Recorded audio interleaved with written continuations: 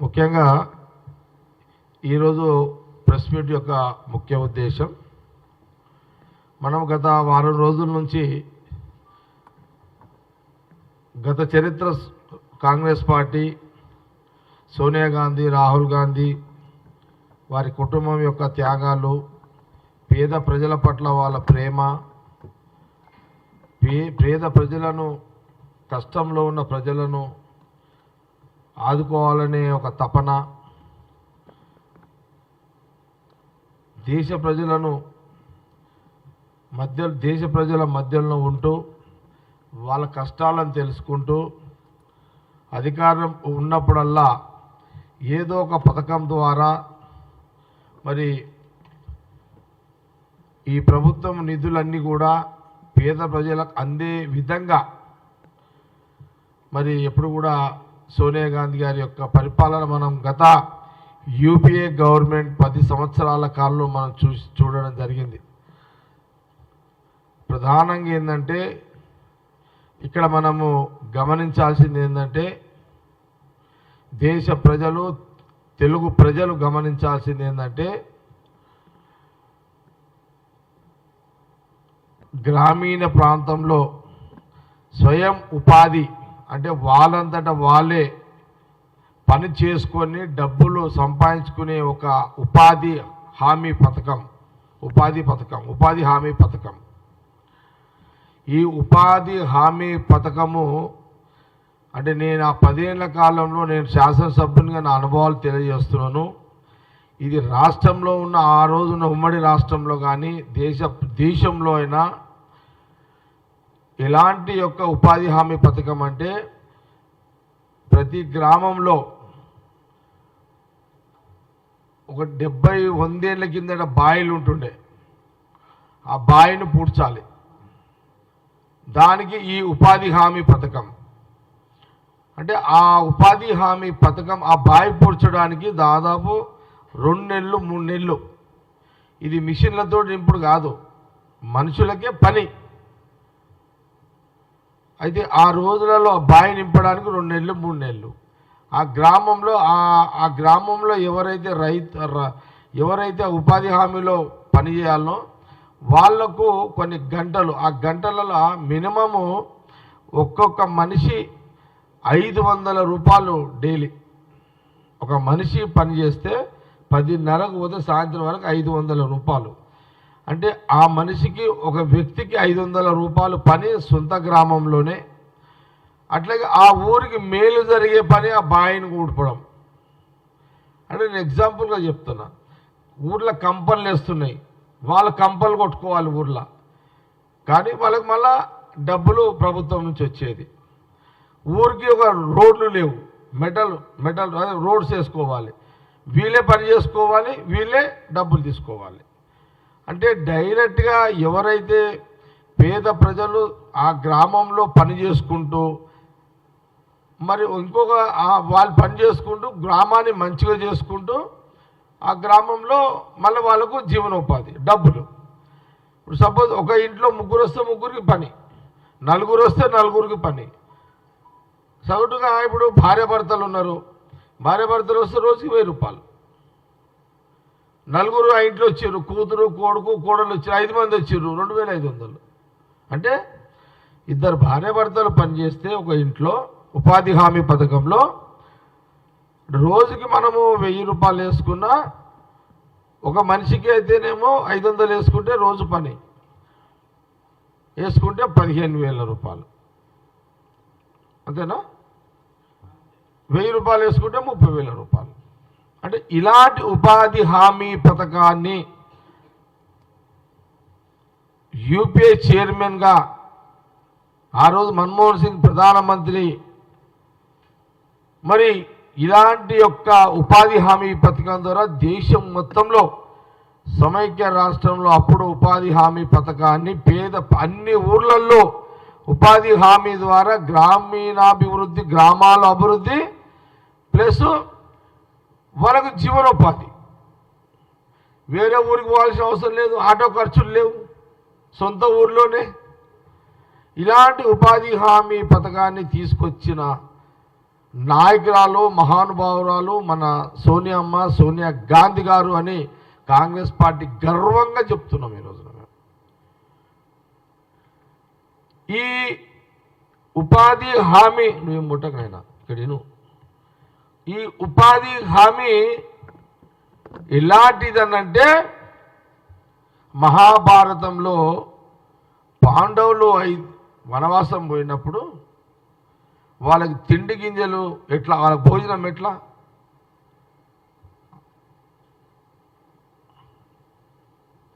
రాజును చూస్తే ఇది వచ్చింది నాకు ఎంత, వాళ్ళ భోజనం ఎట్లా, అడవిలో వాళ్ళు వనవాసం చేసారు కదా 14 సంవత్సరాలు. అప్పుడు వాళ్ళకు ఒక వరం ఏంది, సరే చరిత్రలో ఏముందంటే సూర్య భగవానుడు వరం ఇచ్చిండు అని ఒక చరిత్ర ఉంది, అక్షయ పాత్ర. ఆ అక్షయ పాత్రతోటే వాళ్ళ భోజనము, వాళ్ళ ఎంబడున్న భోజనము అందరికీ ఆ అక్షయ పాత్ర అంటే 10 సంవత్సరాలు దేశ పేద ప్రజల గ్రామీణ ప్రాంతాల ఉపాధి హామీ పథకం అంటే ఒక అక్షయ పాత్ర లాంటి పథకం. అది నిత్యము పని, రోజు పని. ఇలాంటి ఒక అక్షయ పాత్ర లాంటి ఒక ఉపాధి హామీ పథకం ద్వారా పేద రైతులు, పేద ప్రజలు అన్ని గ్రామాలలో పనులు చేసుకుంటూ ఆ గ్రామ అభివృద్ధిని చేసుకుంటూ వాళ్ళ జీవితాలు గడుపుకునే పథకము ఆ 10 ఏళ్ళు కొనసాగింది. అలాంటి స్కీమ్ని ప్రధానమంత్రి మోడీ గారు వచ్చిన తర్వాత దాన్ని అడ్డమైన కండిషన్లు పెట్టి దాన్ని తుంగలో దొక్కేసారు. దాన్ని ఇది ప్రజలు ఆలోచన ఎందుకు చేయలేదో అర్థమైతలేదు.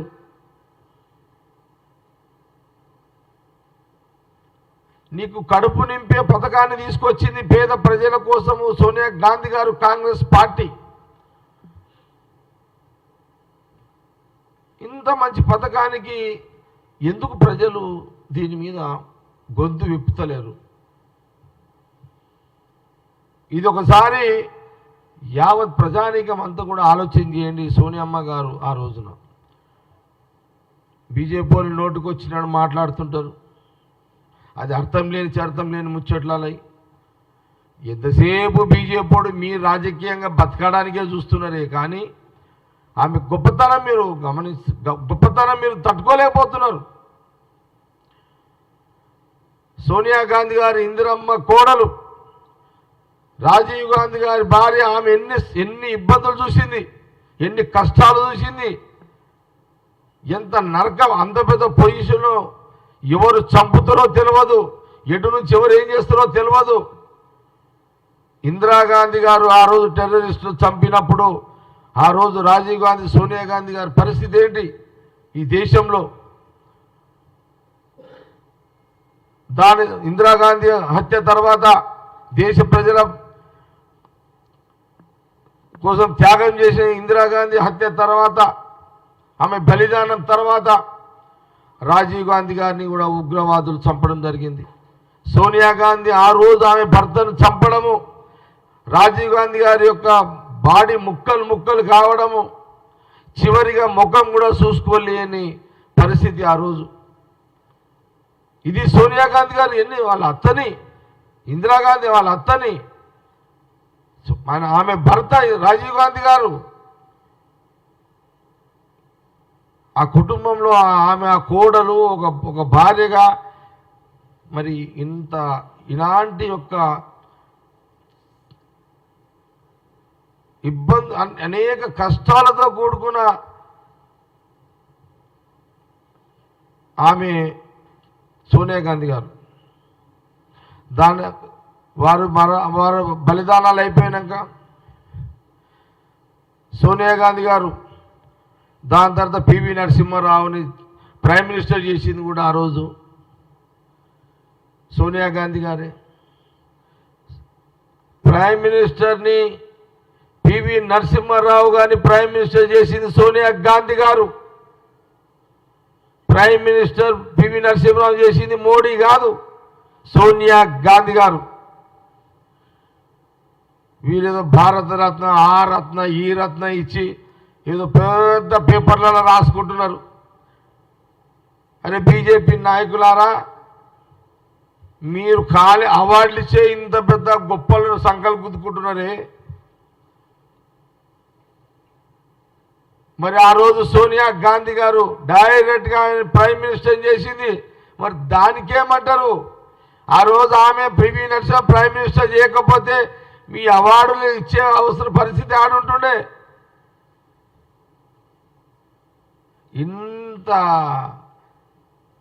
ఇన్ని ఫోజులు అవసరమా బీజేపీలకు?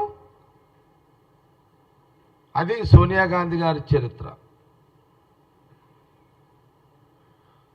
యావత్ భారతదేశంలో కాంగ్రెస్ పార్టీ ఎంపీలు ఆ రోజున్న యూపీఏ గవర్నమెంట్లో అన్ని రాజకీయ పార్టీలు సోనియా గాంధీ గారిని ప్రైమ్ మినిస్టర్ ఉండమని అడిగారు. ఈరోజు మాలాంటి వాళ్ళం ఎమ్మెల్యే పోస్టులకే కొట్లాడుతున్నాం. ఇక్కడ మాలాంటి వాళ్ళము ఎమ్మెల్యే పోస్ట్ కోసం కొట్లాడుతున్నాము.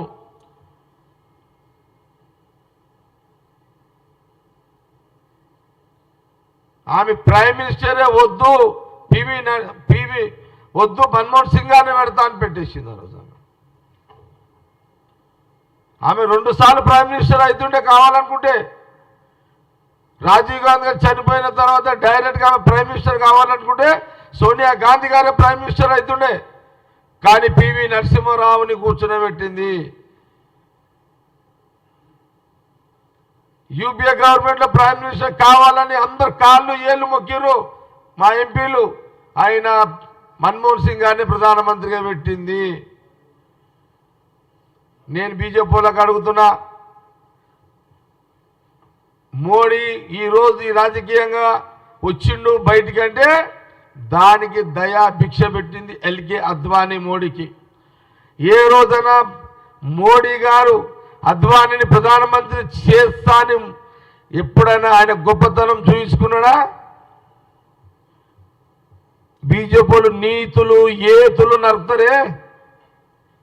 రాముడు దేవుడు, మీరు శ్రీరామచంద్రుడు వాక్యాలు మాట్లాడతాడే. శ్రీరామచంద్రుడు పరిపాలన ఏంది? తండ్రి చెప్పిన పరిపాలన చేసిండు. అద్వానీ గారు భిక్ష పెడితే రాజకీయంగా మీకు ఒక్కరోజు అయోధ్య పిలిచి కూడా ఆయనకు సన్మానం చేయలేని దుస్థితి ఈరోజు బీజేపీ పార్టీలో ఉంది. ఇంతకంటే సిగ్గుమాలిన పని ఇంకోటి ఉందా? బీజేపీ నాయకులారా దీని మీద మాట్లాడతారా ఎవరన్నా?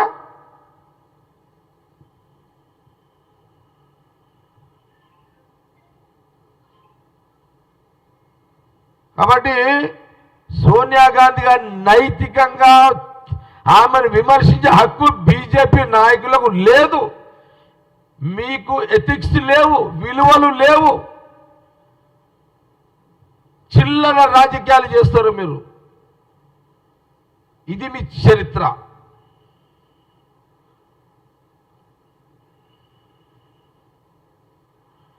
సోనియా గాంధీ గారు ఆ రోజు అత్త పోయింది, అత్త బలిదానమైంది, భర్త బలిదానమైంది. అయినా ఒక కొడుకు రాహుల్ గాంధీని, ఒక కూతురు ప్రియాంక గాంధీ గారిని మళ్ళీ వారు ప్రజల ఈ దేశం కోసము, ఈ దేశ ప్రజల కోసము మళ్ళీ వాళ్ళిద్దరిని వజ్రాలుగా తయారు చేసింది. మళ్ళా రాజకీయంగా పరిపాలనలో ప్రజల మధ్యలో ఉండేటట్టుగా వాళ్ళిద్దరిని తయారు చేసింది ఆమె.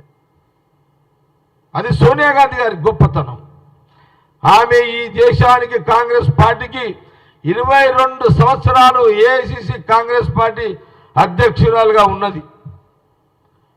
140 సంవత్సరాల ఈ రాజకీయ కాంగ్రెస్ పార్టీ రాజకీయ చరిత్రలో 22 సంవత్సరాలు సోనియా గాంధీ గారు అధ్యక్షురాలుగా ఉన్నది. అది ఆమె చరిత్ర.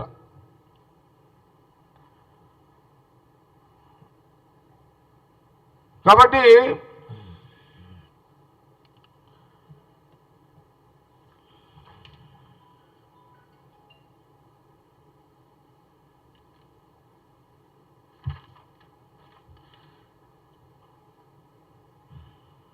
సింగిల్ హ్యాండ్లో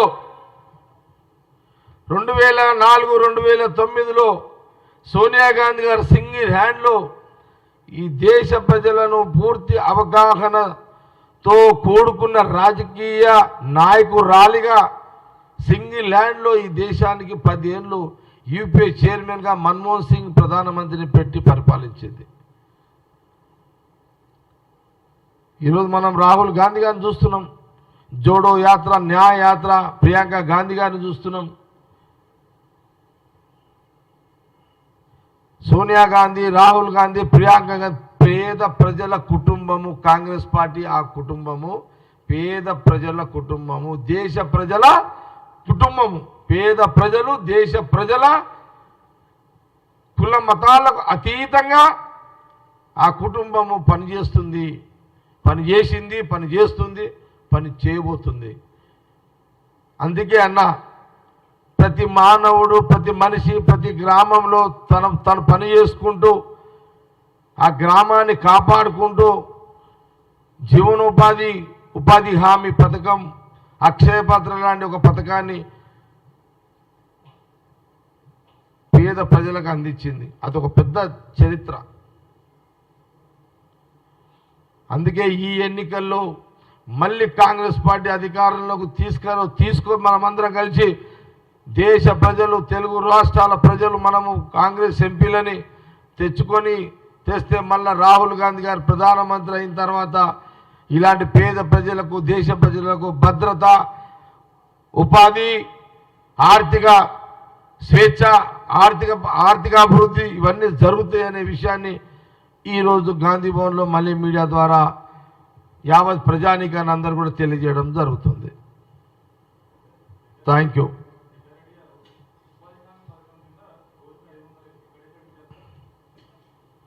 ఎక్కడ ఇల్లేదో నన్ను అడుగు, నేను చెప్తాను.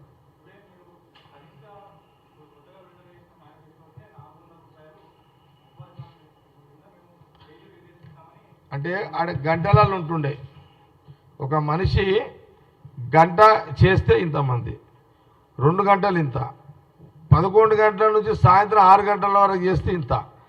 అంటే వాళ్ళు చేసే ఆ పని దాని మీద మినిమం 500 వస్తుండే. పని ఎక్కువ చేస్తే, అంటే ఇద్దరు చేసే పని ఒక్కరు చేస్తే కూడా 600, 700 కూడా వస్తుండే.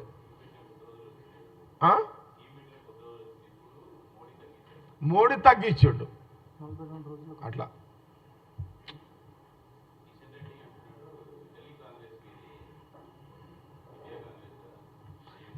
Kishan Reddy script leader.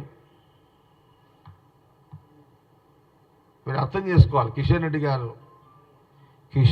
గారు స్క్రిప్ట్ లీడర్. బీజేపీ ఆఫీస్లో ఒక ఆర్ఎస్ఎస్ ప్రచారకు ఉంటాడు. ఆయన ఏది రాసిస్తే కిషన్ రెడ్డి అదే మాట్లాడాలి, అదే మాట్లాడతాడు. ఆయన దగ్గర పవర్స్ ఉన్నాయి. బీజేపీ ప్రెసిడెంట్లు అంతా డమ్మీ ప్రెసిడెంట్లే. ఏది స్టేట్లలో వాళ్ళు బీజేపీ ప్రెసిడెంట్లు ఓన్లీ డమ్మీ వాళ్ళు. ఆడ బీజేపీ ఆఫీస్లో ఒక ప్రచారకు ఉంటాడు. ఆ ప్రచారకు తు అంటే తు అనాలి, తా అంటే తా అనాలి. ఇది వాస్తవం. ఇది వాళ్ళు ఏది రాస్తే సెంట్రల్ మినిస్టర్ అంతే.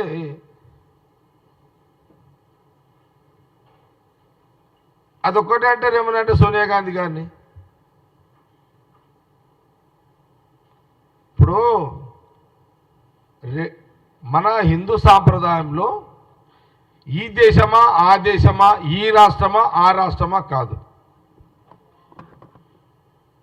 రెడ్డి భర్త ఉంటాడు, ఎస్సీ రెడ్డిని పెళ్లి చేసుకుంటాడు, ఆమె రెడ్డి అయిపోయింది.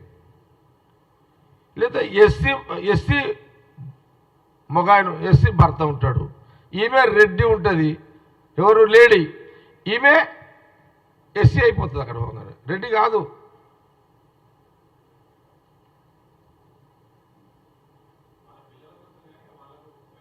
ఆమె కూడా అంతే. సర్టిఫికేట్లు ఇక మొగం చేసుకున్నాక సర్టిఫికేట్ తోటి పని. ఇంకా అరే సర్టిఫికేట్లు ఎందుకు? ఇంకా ఒక ఎస్సీ భర్త, అదే నేను చెప్తాను, వదిలేను చెప్తా కదా. 10 ఆయనకి సందేహిస్తున్నా, విలేకరికి ఆయనకు చెప్తా. ఆయనకు ఎందుకంటే ఆయనకు అర్థం కానికన్నా క్లాస్ ఇస్తే ఇప్పుడు చెప్తా నీకు కింద.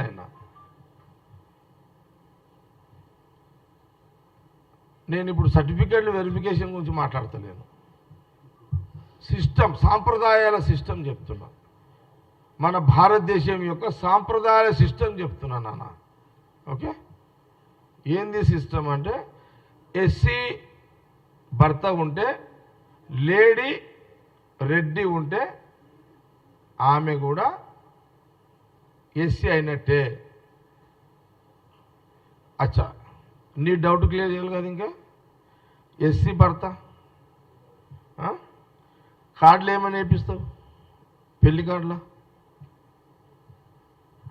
ఎస్సీ భర్త భార్య రెడ్డి అని వేపిస్తావా? ఛాయిస్ ఉంది అట్లేమన్నా? అంటే మనోనికి తెలవాలి. నీకంటే అర్థమైంది రాజు, చారికి అర్థమైంది మీకు, మనోనికి తెలవాలి. అయితే పాసిబులా తెలుసుకోవాలి. మళ్ళీ ఎట్లా నువ్వు జర్నలిస్ట్? నువ్వు పెళ్ళిళ్ళు సర్టిఫికేట్ నుంచి చేయరు నాన్న. సర్టిఫికేట్ చూసి పెళ్ళిళ్ళు చేయరు. భర్త ఏ కులం ఉంటే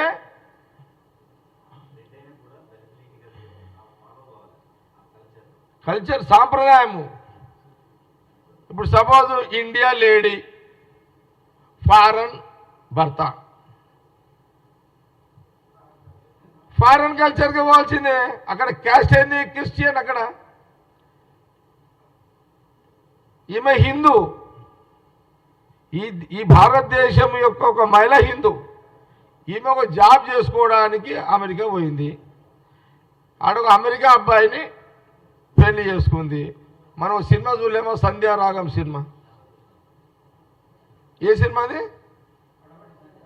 పడమటి సంధ్యారాగంలో అన్న హీరోని ఎవరు? విజయశాంతి. ఆ పెళ్లి చేసుకున్నట్టు ఆయన ఎవరు? హీరో అమెరికోడు, యుఎస్. అంతే. మన హిందువులు ఫారెన్లను చేసుకుంటే ఫారెన్ అమ్మాయి అయిపోతుంది. మన హిందూ పోయి ఫారెన్ అమ్మాయి వచ్చి ఇక్కడ మనం చేసుకుంటే హిందూ అమ్మాయి అయిపోతుంది. ఈ జ్ఞానం కూడా కిషన్ రెడ్డి గారికి లేకపోవడం, ఒక సెంట్రల్ మినిస్టర్ ఉండడం, ఇంతకంటే దౌర్భాగ్యము, ఇంతమంటే దురదృష్టం ఇంకోటి ఉంటుందా? ఇది మన ప్రజలు ఒప్పుకుంటారా?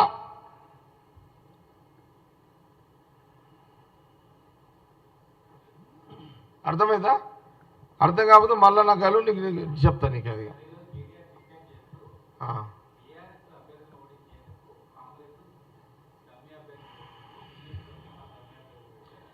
కేటీఆర్ గారు మీకు చేతగాక, మీకు గట్టి క్యాండిడేట్లను పెట్టే చేతగాక కాంగ్రెస్ రేవంత్ రెడ్డి అంటే ఏం లాభము?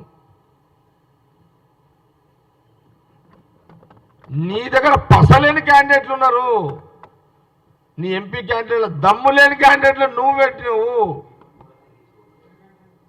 నీ దగ్గర బీఫారాలు కూడా నీకు ఇచ్చిపోతున్నారు. నువ్వు రేవంత్ రెడ్డి సీఎం గురించి ఎందుకు మాట్లాడుతున్నావు? కాంగ్రెస్ పార్టీ గురించి ఎందుకు మాట్లాడుతున్నావు?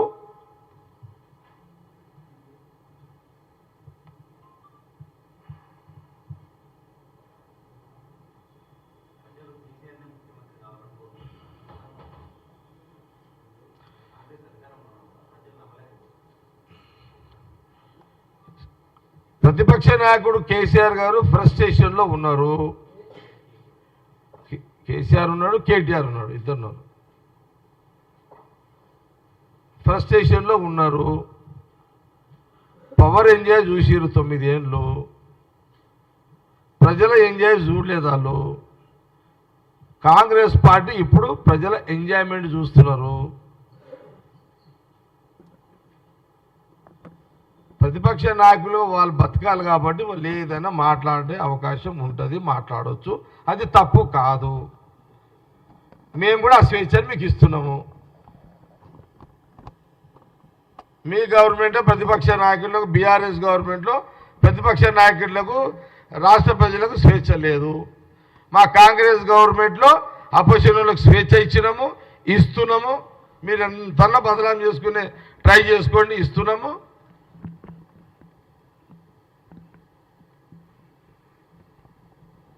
ప్రజలు కూడా చాలా హ్యాపీగా ఉన్నారు. మాకు విశ్వాసం, నాకు తెలుసు, మా పార్టీకి తెలుసు, ప్రజలు చాలా సంతోషంగా ఉన్నారు. ఎక్కడ సంతోషము? నేను ఎక్కడో చెప్తున్నా, కేసీఆర్ గారు, కేటీఆర్ గారు, ఇంక్లూడింగ్ హరీష్ రావు గారు, మీరు ముగ్గురు ఆర్టీసీ బస్ ఎక్కండి, ఇక మీరు కార్లలో తిరుగుడు బంద్ చేయండి. ఇక ఆర్టీసీ బస్ ఎక్కి అందులో ఆడవాళ్ళని అడుగుండి, మహిళలను అడుగుండి, ఏమ్మా మీరు ఎట్లా ఉన్నారు, హ్యాపీగా ఉన్నారా లేరా, ఈ ప్రయాణము కాంగ్రెస్ చెప్పింది కరెక్ట్ అవుతుందా లేదా, కేసీఆర్ గారు, కేటీఆర్ గారు, హరీష్ రావు గారు మీరు ముగ్గురు ఆ బస్సులో ఎక్కండి, ముగ్గురు 3 బస్సులలో ఎక్కుండి, మహిళలను అడగండి. ఒకవేళ మహిళలు నిజంగా ఏదైనా తప్పు లేదు, మేము సాటిస్ఫైగా లేము, ఉచితంగా నడుస్తలేదని ఎవరైనా మహిళలు అంటే అది రికార్డ్ చేసి మీడియాలో ఇవ్వండి. మేము దానికి అప్పుడు మేము అది ఎంత నిజం ఎంత అబద్ధమో చెక్ చేసి మీకు జవాబు ఇవ్వడం కూడా జరుగుతుంది.